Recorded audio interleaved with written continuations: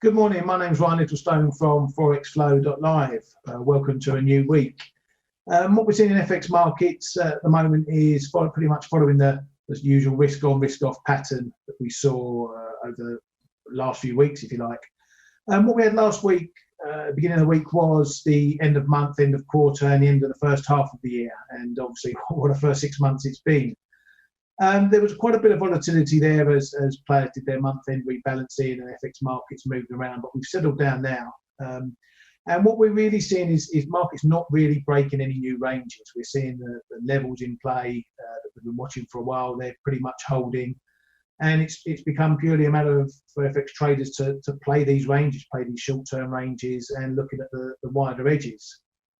Now, one of the pairs I'm looking at today is dollar versus the Japanese yen.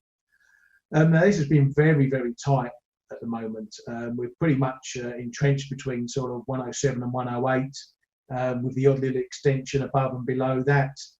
And as we can see from the daily chart, we're pretty much bouncing between the moving averages here. We've got the 100-day moving average in blue and the 55 DMA in brown on the chart. And for the last few days, we've been ping-ponging between those. So although it's been fairly quiet in this pair, it does give you the opportunity to trade and to scout the edges and to scout against the big figures. I had a short last week at 108 into 108 at 107.95. Unfortunately, I had to stop at 108.15 and I got high ticked, and the high of the day was 108.16. I got blown out of that, and we saw it come all the way back down again. So what I'm looking to trade, continue to trade, is to trade these edges. I'm looking down at the 107 area and up again at the 108 area. But I'm going to be mindful now of these little extensions. Down to 107, we've got a little bit of extension down to sort of 106, 75, 65, that area there. That becomes another edge of the range. And up above, we're again looking at 108, sort of 15-20 zone, before we look at a higher level up at sort of 108.40, which, as you can see on the chart there, is marked by the 200-day moving average, and also the 61.8 fib of the recent move lower. So, although we're not going very far, as I say, this pair does present opportunities to have a low-risk scalp trade against the edges, but you've got to have patience in between.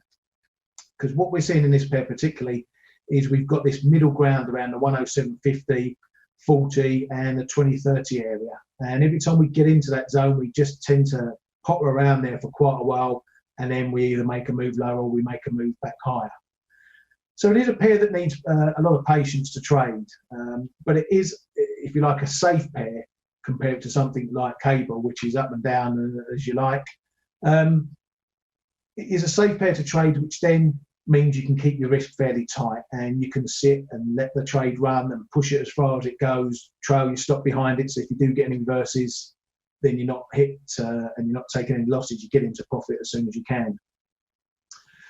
So that's pretty much one of the pairs I'm watching today, and obviously if we do get any breakouts, then what I'm looking at is something above 108.40, and then that could progress up to 109, which again is another area to look for shorts. Down below, as I say, we need to get below this 106.60 area, 60.70 area, then we could see a further push lower. So that's the sort of top and bottoms you want to look for, perhaps a potential break trade above 108.40, below 106.60 for a push lower, and see where the range develops from there.